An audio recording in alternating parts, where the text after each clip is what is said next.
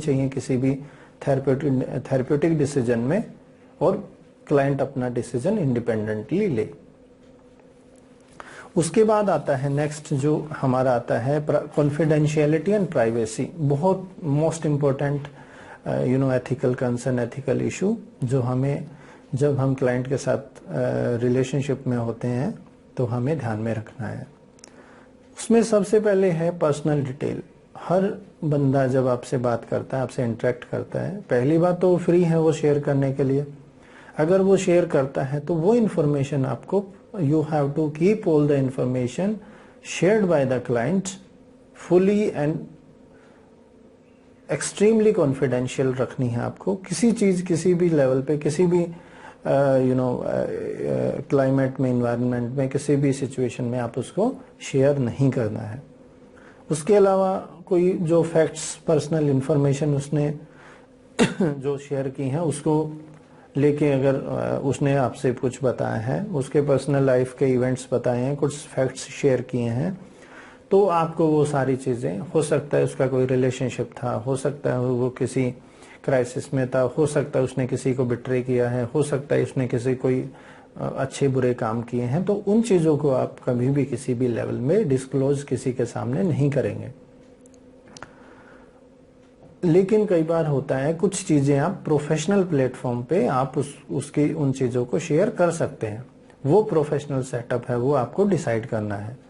जैसे आप अपने सीनियर के सामने, आप अपने कंसल्टेंट के सामने, या आपको कोई सीनियर आपका काउंसलर है जिससे आप कुछ हो सकता है उस केस में इनपुट लेना चाहें, तो उन सारी इंफॉर्मेशन को आप बहुत ही कॉन्शियसली आप रहते हुए उसके बारे में डिस्कस कर सकते हैं without losing the confidentiality of the information shared by the client.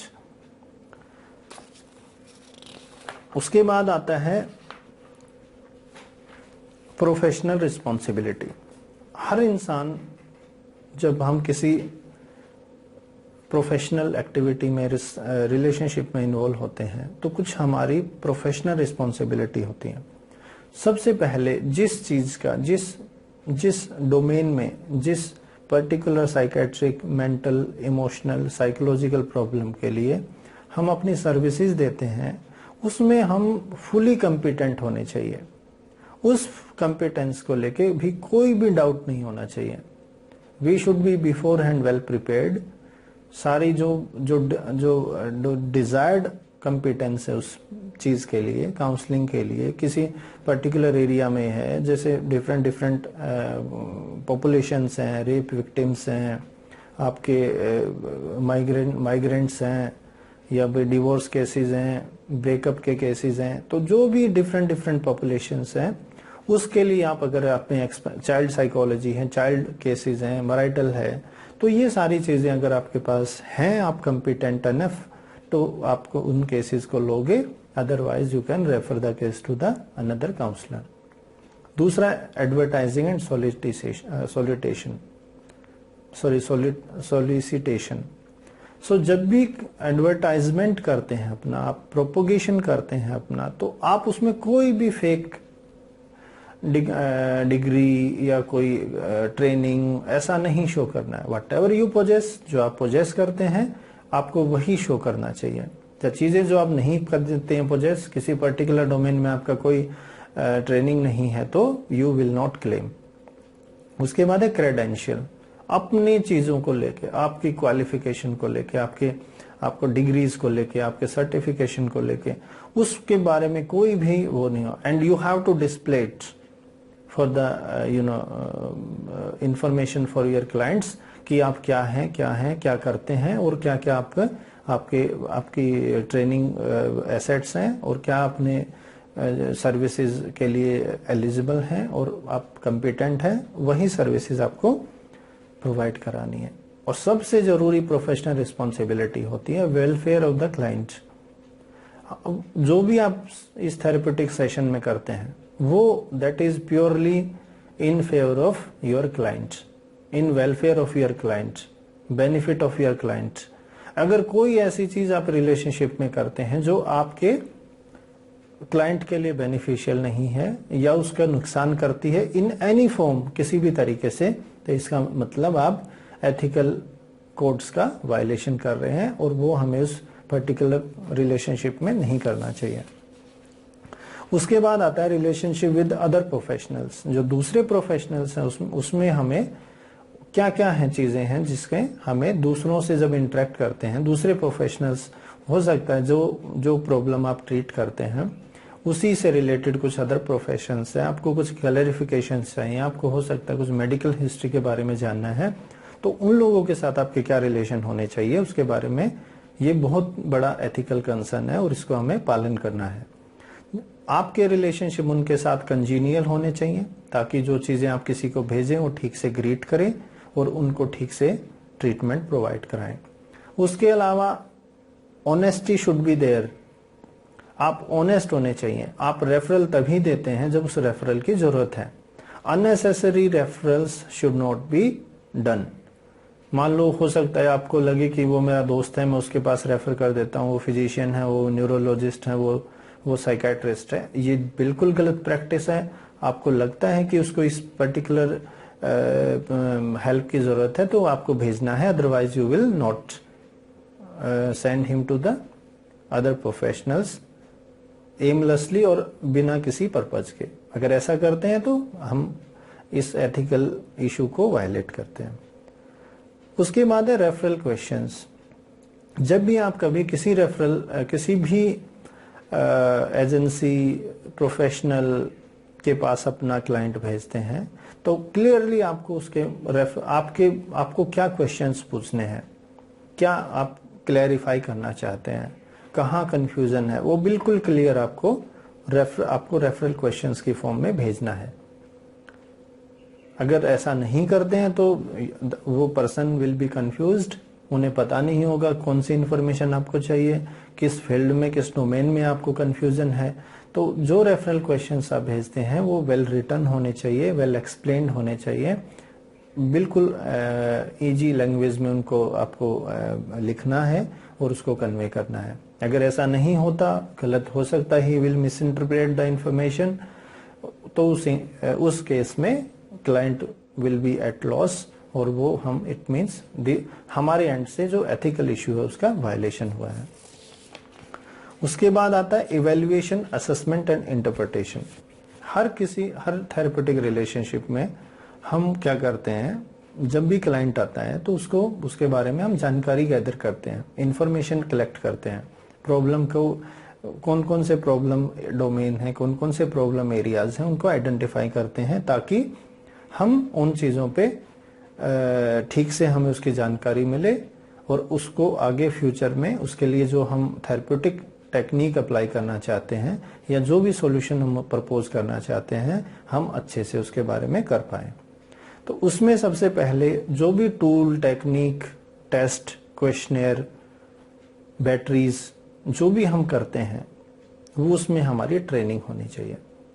Intelligence testing का टेस्ट है कोई, मान लो हमने किया है, तो we should be well competent to perform the test. Assessment में किसी भी तरीके से कोई भी स्केल क्वेश्चनेयर आप यूज करते हैं तो फुल ट्रेंड होने चाहिए आप उसमें, आपको फुल एक्सपीरियंस होना चाहिए उसमें, और उसके बाद आप असेसमेंट से राइट फ्रॉम द एडमिनिस्ट्रेशन और इंटरप्रिटेशन तक आप फुली कॉम्पिटेंट है उसको करने के लिए, तभी आप उसमें करना चाहिए। अदरवाइज अगर आप ट्रेंड नहीं है, अनट्रेंड पर्सन है, तो हम उन चीजों को किसी ज्यादा कॉम्पिटेंट प्रोफेशनल के पास रेफर कर देना चाहिए। हो सकता है कई बार मल्टीकल्चरल इशू आते हैं, हो सकता है कई बार कुछ क्लाइंट ऐसे बैकग्राउंड से आते हैं जिसके बारे में हमें कोई जानकारी नहीं होती है और वहाँ के जो बेसलाइन बिहेवियर है, वहाँ के जो डिजायर्ड अनडिजायर्ड बिहेवियर है, इसके बारे में हमें कोई जानकारी नहीं है। तो इस केस में हम क्या कर सकते हैं, हम दूसरे किसी प्रोफेशनल के पास भेज सकते हैं या उस कल्चर के बारे में पूरी जानकारी कलेक्ट करके हम उस क्लाइंट के बारे में के साथ काम कर सकते हैं जिससे कि हम उसकी हेल्प कर पाए। उसके बाद आता है कंपिटेंस टू यूज टेस्ट। हमने पहले भी कहा है कि कई बार होता है सिलेक्शन ऑफ द टूल, क्या आपको सिलेक्ट करना है, न्यूरोसाइकोलॉजिकल प्रोफाइल देखनी है, आपको इंटेलिजेंस चेक करना है, आपको पर्सनैलिटी वेरिएबल असेस करना है, आपको पर्सनैलिटी चेक करनी है, क्या करना है एग्जैक्टली। और उसके बाद आपको जो सूटेबल टेस्ट उस पर्टिकुलर फील्ड में लगता है और आपके कंपिटेंस से लगता है कि यस आई एम सेटिस्फाइड, मुझे लगता है कि ये होना चाहिए। अगर आप कहीं डाइसी हैं, आपको कंफ्यूजन है या आप लगता है कि मैं उस लेवल तक का ट्रेंड नहीं हूं, तो ये बिल्कुल इसमें बुराई नहीं है कि आप उसको रेफर कर दें किसी ट्रेंड प्रोफेशनल के पास जो कि उसका ज्यादा बेटर इलाज कर सके, उसको ज्यादा बेटर सॉल्यूशन प्रदान कर सके। उसके बाद हो सकता है आप कोई इंफॉर्मेशन रिलीज करना चाहते हैं। ऐसा नहीं है कि while gossiping with your friends, having T with your friends, आप अपने क्लाइंट के बारे में बात कर रहे हैं, you are making fun of your client की वो तो ऐसे कहता है, वो तो वैसे बोलता है, ऐसा भी किसी के साथ होता है, ऐसा वो मेरा क्लाइंट तो ऐसी बात ही कर रहा था, उसको ऐसे हुआ, उसको ऐसे ब्रेकअप हुआ। तो इन सब चीजों को आपको फुली कॉन्शियस रहते हुए आपको ये चीजें नहीं करनी है प्रोफेशनल रिलेशनशिप में। और कोई जानकारी जो आपको क्लाइंट के बारे में मिली है, आपने कोई असेसमेंट किया है, आप कहते हो कि IQ किया आपने, आपको लगा वो तो यार बॉर्डर लाइन पेशेंट है, वो तो मेंटल पेशेंट है, वो तो बिलो एवरेज है, वो तो मॉडरेट रिटार्डेड है। इन सब चीजों से बचना है और ऐसी कोई भी चीज नहीं करनी है जो कि इन एथिकल कोड्स को वायलेट करती हो। उसके बाद आप देखना चाहते हो कि जो आपकी थेरेपी है उसमें क्या क्या थेरेपेटिक चेंज लाना चाहते हो आप, उनमें हम देख सकते हैं कि कैसे चेंज आया है, whether the technique is working और नॉट। अगर आपकी कोई टेक्निक, पद्धति, मेथड और जो अप्रोच है जो काउंसलिंग की, अगर वो हेल्प नहीं करती है तो उसका हमें रीअसेसमेंट करना चाहिए। उसके बाद नेक्स्ट एथिकल इशू आता है रिसर्च एंड पब्लिकेशन। हम बहुत से टाइम ऐसा होता है कि हम लोग रिसर्च में इन्वॉल्व होते हैं, अपने क्लाइंट के साथ काम करते हैं, अपने जो आते हैं प्रॉब्लम के साथ, जो पर्सन्स आते हैं उनके साथ काम करते हैं। तो उनके साथ करते करते हमें हो सकता है हम किसी भी थेरेपी को, किसी भी काउंसलिंग टेक्निक को, किसी भी डोमेन को, किसी वेरिएबल को अगर हम टेस्ट करना चाहते हैं, हम रिसर्च करना चाहते हैं, तो पहले हम उसकी अच्छे से इंफॉर्मेशन हमारे क्लाइंट को देते हैं, उसके बाद हम उसको पार्टिसिपेशन के लिए इनवाइट करते हैं। तो इस चीज का हमें ध्यान रखना है। अगर हम ब्लाइंडली या बिना किसी इन्फॉर्मेशन बताए उसको हम अगर करते हैं तो इसका मतलब it is a violation of ethical guidelines. Next चीज आती है welfare of the client research में। जो भी आप काम करते हैं, से फॉर एग्जांपल कोई टेक्निक आप यूज करते हैं, तो किसी उसको मान लो डायग्नोसिस आपने देखा, ये पर्टिकुलर उस प्रॉब्लम का पेशेंट है, क्लाइंट है, तो आप उसी के हिसाब से आप वो करते हो। अगर मीन्स आप कोई थेरेप्यूटिक इंटरवेंशन का टेस्टिंग करना चाहते हैं, वैलिडेशन करना चाहते हैं, उसकी एफिकेसी देखना चाहते हैं, तो उसको सारी जानकारी प्रोवाइड करानी है और ये उसके वेलफेयर में है, आपके वेलफेयर में नहीं है, ये क्लाइंट के वेलफेयर में है, तो इट विल बी ओके। उसके बाद आती है ऑथेंटिसिटी। जो भी आप काम करते हैं उस वो ऑथेंटिक काम होना चाहिए, अनऑथेंटिक काम कभी नहीं करना चाहिए। अगर ऐसा करते हैं तो ये बिल्कुल गलत है। कुछ मान लो आपने टेक्निक अप्लाई की, आप मान लो आपने कोई केस स्टडी रिपोर्ट की या कोई कुछ अपने केस के बारे में देखा आपने, और जो भी चेंजेस आए, जो भी आपने उसमें बदलाव महसूस किए, तो उनको ठीक से देख के अपने सारी चीजें की और फिर आपने रिपोर्ट किया। अगर उसमें आप कुछ मैनिपुलेशन करते हैं, उसमें तो आपके भाई आप पब्लिकेशन को ज्यादा अच्छा बनाने की कोशिश करते हैं, कुछ फैसिनेटिंग रिजल्ट्स, फाइंडिंग्स डालते हैं टू इम्प्रेस द पीपल, तो इसका मतलब you are violating the ethical code of conduct. हर चीज you have to do with honesty. जैसा आया काम किया आपने, हो सकता है रिजल्ट्स आपके फेवर में नहीं आए जैसा आपने सोचा था, जैसा आपने थेरेप्यूटिक टेक्निक के उसमें इफेक्टिविटी के बारे में सोचा, नहीं आया तो कोई बात नहीं है। Negative finding itself is a finding, तो उस चीज का ध्यान रखना है। कोई भी फैब्रिकेटेड और मैनिपुलेटिंग अकाउंट आपको अपनी रिसर्च में, पब्लिकेशन में नहीं देना है आपके क्लाइंट के बारे में। डियर फ्रेंड्स, एथिकल इश्यूज को कंप्लीट करने के बाद हम दूसरे सेक्शन, दूसरे टॉपिक पे मूव कर रहे हैं और वो है हमारा challenges in counselling. No doubt there are many challenges we have to face during counseling sessions. अलग अलग तरीके के चैलेंजेस हमें फेस करने पड़ते हैं. वो कौन कौन से चैलेंजेस हैं, किस किस एरिया से आते हैं, किस किस डोमेन में हैं, उनके बारे में हम वन बाय वन डिस्कस करेंगे. सबसे पहला जो काउंसलिंग के एरिया में चैलेंज है वो है, सबसे बड़ा चैलेंज है ट्रेनिंग का. हमने देखा है कि क्लिनिकल साइकोलॉजी के फील्ड में है, अपॉर्चुनिटीज़ हैं, इंस्टीट्यूशंस हैं, हॉस्पिटल्स हैं जो काम करते हैं. दे offer degrees, after that you can get certification.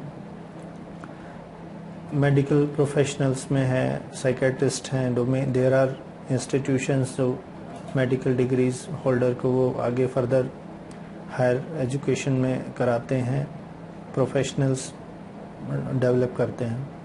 लेकिन जहाँ काउंसलिंग की बात आती है, काउंसलिंग के एरिया में, काउंसलिंग के फील्ड में प्रॉपर ट्रेनिंग देने वाले इंस्टीट्यूशन, प्रॉपर प्रोफेशनल्स के बारे में ना तो कोई गाइडलाइन है और ना ही कोई ऐसी संस्था, ऐसा इंस्टीट्यूशन, ऐसा हॉस्पिटल और ऐसा एनजीओ इनमें काउंसलिंग स्किल्स के बारे में सर्विसेज प्रदान करता है.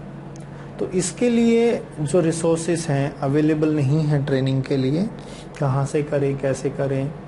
और बिल्कुल जो ट्रेनिंग हैंड्स हैं, जिसको हम कह सकते हैं कि जो ट्रेंड प्रोफेशनल्स हैं, जो रियल में ही क्लाइंट के साथ काम करते हैं और काउंसलिंग टेक्निक को जो डेवलप करते हैं, डिवाइस करते हैं, so that we can provide the solution of the problem to the clients, उन पे काम करते हैं. उनके